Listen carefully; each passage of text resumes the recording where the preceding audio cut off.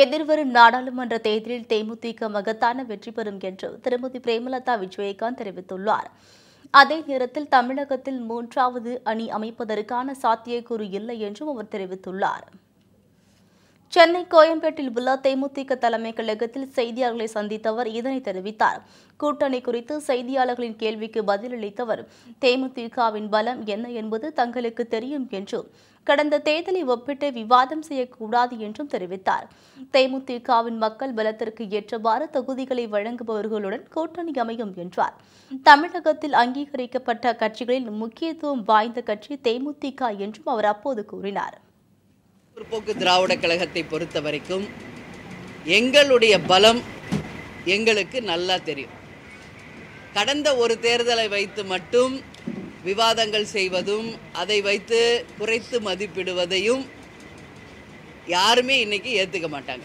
தேமுதிகவினுடைய பலத்திற்கு அந்த எங்களுடைய கெப்பாசிட்டிக்கு தகுந்த நிச்சயமாக அந்த இடங்கள் கிடைப்பதை தான் நாங்கள் நிச்சயமாக முடிவெடுப்போம். இன்னைக்கு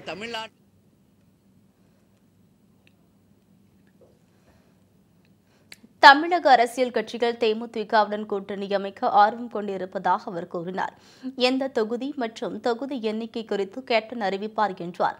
மேலும் அதிமுக திமுக கூட்டங்களை தவிர்த்து தேமுதிக தலைமையில் தமிழகத்தில் மூன்றாவது அணி அமைக்கப்படுமா என்ற கேள்விக்கு பதிலளித்த அவர் அதற்கு வாய்ப்பில்லை என்றார். அத்தனை கட்சிகளும் தேசிய முற்போக்கு திராவிட கழகத்துக்கு கூட கூட்டணி வைக்க தயாராக இருக்காங்க. இதான் உண்மை, யதார்த்தமான ஒரு உண்மை தான். கேப்டனை பொறுத்த வரைக்கும் எங்களுடைய பலம் என்ன, எந்த தொகுதிகள், எத்தனை இடங்கள் அப்படின்றது எங்களுக்கு தெரியும். எங்க கணக்குப்படி ஏற்கனவே இருக்கின்ற எல்லா கட்சிகளுமே 2 கட்சியிலும் பிரிஞ்சு இருக்காங்க. ஸோ மூன்றாவதாக ஒரு அணி அமைப்பதற்கு வாய்ப்பு இல்லை. திமுகவுடன் கூட்டணிக்கு அமைப்பீர்களா என்ற கேள்விக்கு பதிலளித்த திருமதி பிரேமலதா விஜயகாந்த், திரு ஸ்டாலின் மரியாதை நிமித்தமாக கேப்டன் விஜயகாந்தை நேரில் சந்தித்தது உடல்நலம் குறித்து விசாரித்ததாகவும் அதற்காக அவருக்கு நன்றி தெரிவித்துக் கொள்வதாகவும் கூறினார். மேலும் கலைஞர் மற்றும் திமுகவுக்கும் தேமுதிகவுக்கும் தனிப்பட்ட முறையில் எந்த விரோதமும் இல்லை என்று திருமதி பிரேமலதா விஜயகாந்த் தங்களது திருமணம் கலைஞர் தலைமையில் நடைபெற்றதையும் நினைவு கூர்ந்தார். ஸ்டாலின் அவர்கள் சொல்லியிருக்காரு, அவர் கேப்டனை சந்தித்தது உண்மையில் தேமுதிகவில் இருக்கிற அத்தனை பேருக்குமே அவருக்கு ஒரு தேங்க்ஸ் சொல்கிறோம். ஏன்னா ஒரு மனிதாபிமானத்தின் பேரில் கேப்டனை சந்திச்சிருக்காரு. கேப்டன் கலைஞர் மேல் மிகப்பெரிய ஒரு பற்று வைத்திருந்தவர்.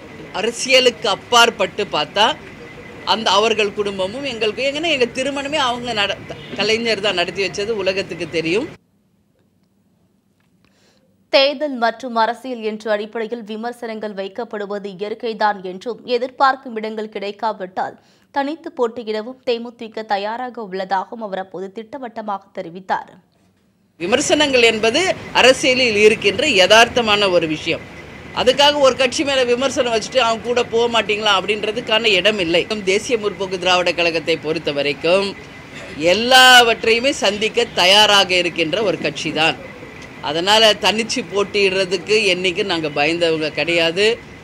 நிச்சயமாக எல்லா விதத்திலுமே நாங்கள் கடந்த தேர்தல்களை போன்று அல்லாமல் இந்த தேர்தலில் தேமுதிகவின் வியூகம் மிகப்பெரிய வெற்றியை கொடுக்கும் என்பதில் மாற்றுக்கருத்துக்கு இடமில்லை என்றும் திருமதி பிரேமலதா விஜயகாந்த் தெரிவித்தார். நாடாளுமன்ற தேர்தல் மற்றும் இடைத்தேர்தல் வெற்றி குறித்து வியூகம் அமைக்கப்படும் என்றும் அவர் கூறினார். இந்த தேர்தல் ஒரு வித்தியாசமான ஒரு தேர்தல் தமிழ்நாட்டை பொறுத்த வரைக்கும். அதனால் எல்லாவற்றுக்கும் சமமாக ஒரு வியூகம் அமைச்சு தான் எங்களுடைய முடிவுகள் இருக்கும். அப்போ இந்த தேர்தலில் நீங்கள் பாருங்கள் எவ்வளோ பெரிய ஒரு வெற்றியை தேமுதிக அடைய போகிறது என்று அதை பாருங்கள். அதுக்கப்புறமா அதனால் எங்களுடைய பலம் எங்களுக்கு தெரியும். அதுக்கான வியூகம் அமைக்கும் பொழுது தேமுதிக ஒரு மிகப்பெரிய வெற்றியை அடையும் பொழுது இது போன்ற கேள்விகளுக்கு இடம். அதிமுக திமுக தரப்பில் தேமுதிகவுடன் கூட்டணி தொடர்பாக பேசப்பட்டு வருவதாகவும், கூட்டணி குறித்து கேப்டன் விஜயகாந்த் விரைவில் அறிவிப்பார் என்றும் திருமதி பிரேமலதா விஜயகாந்த் அப்போது கூறினார்.